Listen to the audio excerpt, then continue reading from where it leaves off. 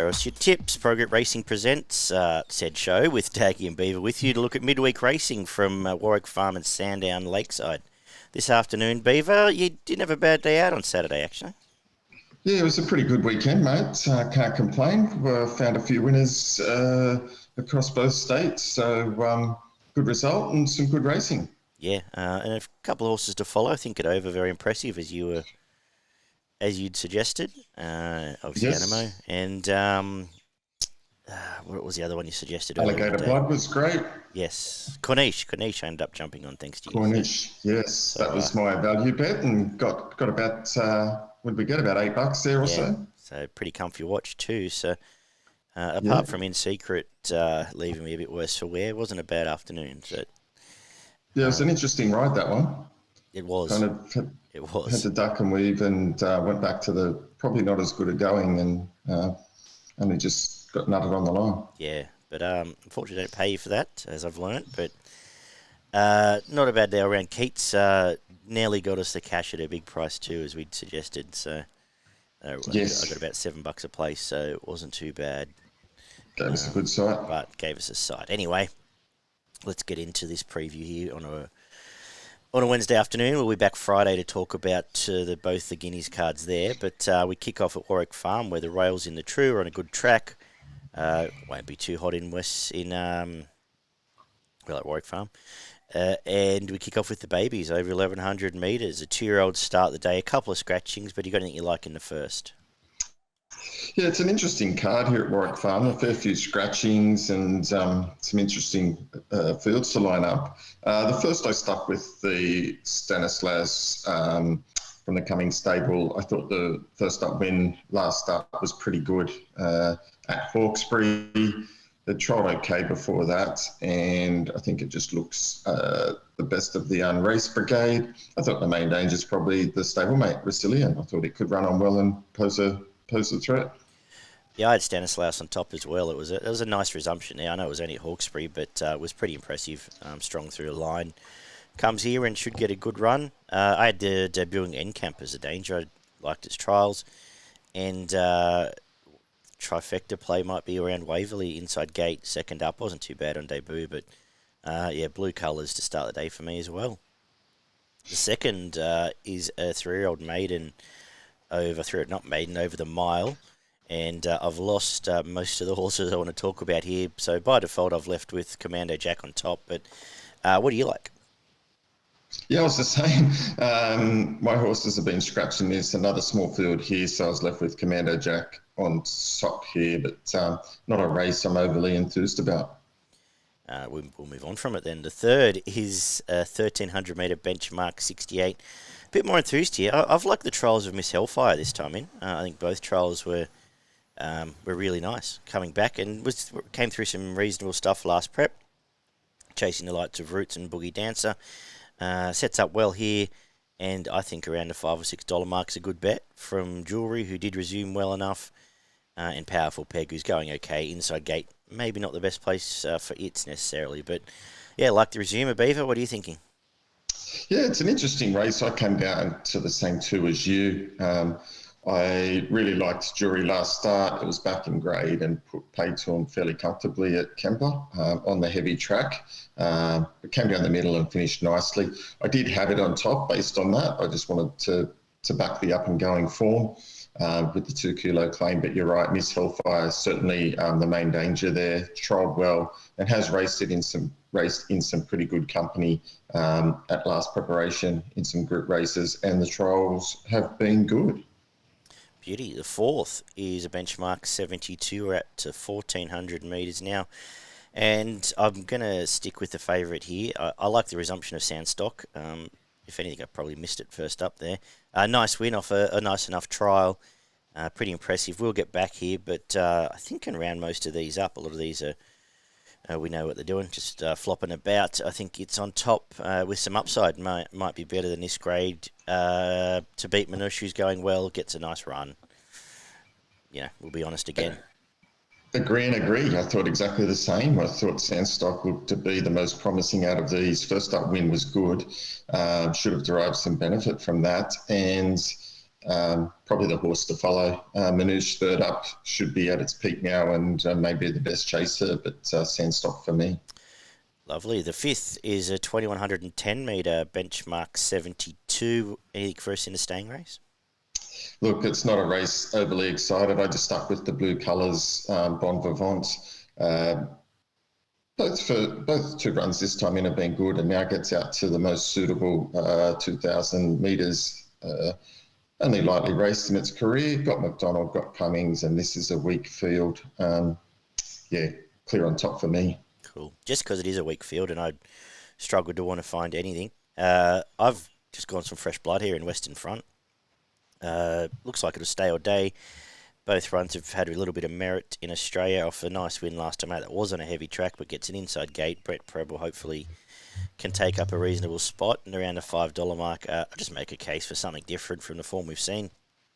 Out of that form we've seen, I agree, Bon Vivant next best. I sort of wanted to go and find Bastida, but really did nothing first up, and I just got a feeling that Wategos race is no good. It was Wategos itself came out and was pretty average last week, but don't think we've seen anything else out of it really. But a bit of fresh blood on the scene for me. The sixth is a 1,000 metre benchmark 72. Where this morning the money's come for Lascars. Don't know which way to split them. I think one of the two will win. The two in the market, Headwall and Lascars, who was held up last time. I was keen on it first up, so maybe I'll stick solid there and just put it on top again. J-Mac and a better run. Hopefully can beat Headwall, who gets the inside gate there, and we'll make it work for it. They were the two. As I said, I'm not really confident in trying to split them, to be honest. Maybe the best jockey in Australia might be the difference there. What did you think of this? I'll go against you there. I'll go Headwall. Okay. Headwall. No, you're right. Super hard to split. I think luck and running is going to play a big part in who wins this race, with a little bit of tempo as well. But Headwall for me, maybe just slightly better than Lascars, but hard to split. The seventh, 1,400 metre benchmark 78 is up next. Beaver, what do you like? Yeah, some of these are tricky horses to catch. I've gone for Biscayne Bay, resuming here. Thought it could run well fresh. Only the 1,400, and we'll be looking further than this, but backlast preparation was racing in group quality races. As long as they can run on from Warwick Farm, I think it can finish in the placings as a minimum. I think it's, ran behind, although it was a long way off and behind Gypsy Goddess, but prior to that was pretty good behind Barb Raider and El Patroness in some group quality races. So it's better than these. It's just the distance and first up, whether it's ready and going well enough. But I think it can go well. No, good call. I'm going to stick with the tried and true. I think Mission Value's been going well. Or Prep, coming off a big win last time out, gets control. I think the scratchings have helped its cause. Now pretty much gets an easy time up on pace there. I think only got Marnix and who else we got around it. There's not a whole heap of pace around it now, so you can get an easy time there. As I said, Marnix, maybe Buggerlugs go forward with it, but it ran away from him last time. That was an okay form race. On top for me, I like what you said there. Something different I hadn't overly considered. And obviously Gracilli Styler coming back from a Saturday, but going with the Matt Favours for the leader. Finished the day with 1,200 metre benchmark 72, and very little idea here. I'm respecting the form lines around Immortal. Does look a little bit obvious from what it's come through against some of these. Am I keen to bet? No. So, anything you like? Yeah, pretty ordinary race to finish the day. Again, I just went for a little bit of value here in Tara Jasmine. Third up here, gets the 1.5 kilo claim, so gets in okay. And its form in open class races, albeit around the provincial tracks, is okay, and was racing in higher grade races than this sort of benchmark 85 races last prep and doing okay. So can run well. Beauty. For progretracing.com.au, you got a best in value. Yeah, my value bet is race 7, number 1, Biscayne Bay. And my best bet is race 4, number 3, Sanstoc. I'm going to make my value race 5, number 6, Western Front. I think run gives us a sight in the staying race. I've lost my best, so let's make it Miss Hellfire. Bugger it. Race 6, number 3. I think runs well fresh up here. As we head to Sandown Lakeside again, we're backing up from Saturday there. Rail moves out 3 metres. Let's be very careful of some rail bias this afternoon, but we'll watch and see that as we go. We kick off with the 2-year-old fillies over 1,200 metres to start the day. And I'm going to go with, against a favourite here actually, in Forevermore. I like this debut. Ducking and weaving and just really hitting the line well. I think up to 1,200 metres suits it, and around the $5 mark. Happy to find out. What do you like? No, I've gone for the favourite group, Beauty Rising. This is a much easier field than what it's been running against in some of the Blue Diamond Prelude races. It finished less than 4 lengths behind Exploring, and then finished second behind Croatian Bell, which has got ability. This is its easiest assignment, and Stokes is training winners at the moment when he brings them to town. So clear on top for me. The second is a 1,300 metre maiden. I'm going to spec 2 off for trials here. I've got the trials of McGarten resuming, and just noticed this morning the money started to come for it. Won both trials this prep. Looked quite stylish in doing so. And I'm going to have something on the Hawks horse. Speaking of trainers who are training winners, they're not one of them, so it's a concern. But Valspar has hit 2 wet tracks, now comes down south and has won 2 trials, gets Ollie. Hopefully can sit a bit further forward than it has been. And again, both ran each way price. I'll spec them, but in a race that I guess we'll know more afterwards. What do you like? Yeah, I like Gizmaya from the Friedman stable. I thought its first up run was pretty good. Got back at Geelong and run home quite nicely when it was well in the market and favoured there. I don't mind backing that type of form coming to Sandown here in this type of race. They usually perform well, and I think it's drawn 10, which, if there is leader bias, may hurt. But if they can run on and come down the middle of the track, it'll be finishing hard. The third 1,400 metre benchmark 64. What do you like? I'm going for Spirit Beast. Yep. A bit of money for it overnight. So this is only a small field. Look, its first up run wasn't that bad. It's got an 8 next to its name, but it was less than 3 lengths off the winner. Again, it was in the market and trucked home okay. Prior to that, trolled well, and that was coming off a long spell, over a year spell, that first up run. So I suspect it will have improved immensely, and won its maiden well back a few moons ago against Savonia. So obviously has some ability. I agree. Loved its trials coming in. Tragedy or tragic watch first up. Zara goes on. As you've mentioned, I've got it on top as well from Red Sun Sensation, who may be the best horse, may want further, may well win. But I've got the Spirit Beast on top. The fourth is the staying race, 2,100 metres, benchmark 78, and I was left very unenthused about this, so I've ended up putting a Q's on top pretty much by default. That some of the format last race went to Saturday and ran okay, so with Jamie Carr, probably push forward again, could well lead this actually, and give you a sight. And I'm going to have something on Flambeur, coming back from Sydney, had the quick backup in that last start, now freshened up. We had a couple of issues down south. Matt Smith's got a pretty good strike rate when he does so, and we've seen that midweek form stack up all across the board from Sydney to Melbourne, so around a $9 mark, I'll have something on it to cover the race. What are you thinking? Yeah, I'm going to stick with Flambeur as well, just at a bit of value here. It is an open race with multiple chances. Again, just bringing that Sydney form down south generally stacks up. Prior to last run, the form was pretty consistent and pretty good. Around the $10 mark, can run well, but your right accused could be a little bit too slick here, but Flambeur for me at the odds. Love it. 2,400 metre benchmark 64 comes up next. What do you make of this? Yeah, I think this is the start of some really nice bets coming up in the next few races. Mr. I'm a Believer, got it clear on top here. This looks like a bit of a step back in grade, and excellent first up win, and then backed that up with a really nice run last start at Moonee Valley, out to 2400 now. I think that suits, got the right jockey, right trainer, and this is an average field.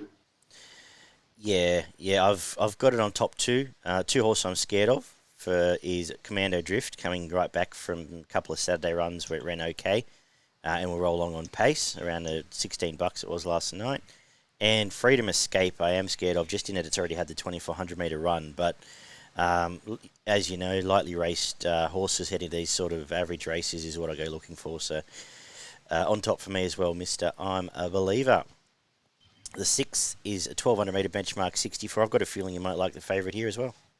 Yeah, I do. I like 3 Rings as well. Look, first up run was outstanding. Again, trialled well at Geelong before that run, and was coming out of last preparation, some really nice, off the back of some really nice form here. Again, got the right jockey, right barrier, and this horse can sit wherever it wants in the run. And I think he'll be super hard to beat. Yep, not much more to add. Agree. I've just got the Dangerous Squammy who's going to get control, and I'm finally jumping off Blood Oath, so to probably win. But 3 Rings on top, lovely resumption, and you've covered that well. Right jockey, right stable. 1400 metre benchmark 72. I've got a feeling I hear tipping here as well. Could it be the top weight?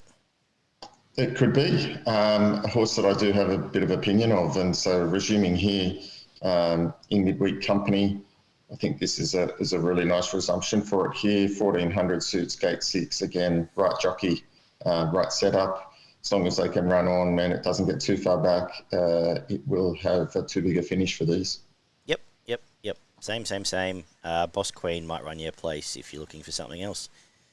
The last has been knocked about a little bit by scratchings. We've got a mile benchmark 64, and the way I looked at this race, I'm just looking at all the scratchings that have come out, the way I looked at this race was one of these that won first up or on debut is better than 64 grade. One of them will win. I don't know which one it is. So I like the wins of Ceerseven. I like the win of Serious Statement. I like the win of Sailor's Book last time. I just don't know how to then line them all up. So we'll know after the race, put it that way. Beaver, did you like anything more than my non-opinion? Yeah, I was a bit the same as you. I sort of came down to two of them, Sailor's Book and Ceerseven. Thought they were both nice first up wins, and I think they both can run well. So I'll probably, if I have a bet, sort of see if there's any money around for one of them and save on the other. Just looking at post scratchings now around the prices, you can probably cover 6, 13 and 15 and still maybe get a result out of that with a couple of those scratchings there. They're still all around $8 or $9 mark. But as I said, I think one or more are better than this grade. I just can't line them up until we've seen them. On that helpful note that I'm going to finish on, I'm going to go ahead and give you something a little bit more helpful. Apart from my value being in the last, not sure which one, I'm going to make my value race 4, number 9, Flambeur. Best on the card, race 7, number 1, Cap De Joie. What about yourself? Yeah, my best, race 5, number 5, I'm Mr. I'm a Believer, like Cap De Joie as well. And for the sake of it, I'm going to go in the last race, race 8, number 6, Ceerseven as my value. Beautiful. Good stuff. Much more clarity than I have there. I like it. Anything up north? What have we got? Doomben on today. Doomben on today. I did have a couple up there for the punters. Race 3, number 5, Nashira. Should be hard to beat around the even money par. Race 4, number 7, Telephone Booth, about $4. And then I had one later in the day. Race 8, number 15, Miss Tambo. Beautiful. Good stuff, Beaver. Thanks for that. I know you're busy, so I'll let you get back to it. Thank you, punters. Check us back out Friday afternoon for our preview of both Guineas Days from Sydney and Melbourne. Stay tuned to Progrit Racing. We'll have some tips up in the next few days as well for Thursday and Friday racing. Apart from that, be good, and we'll talk soon. Catch you guys.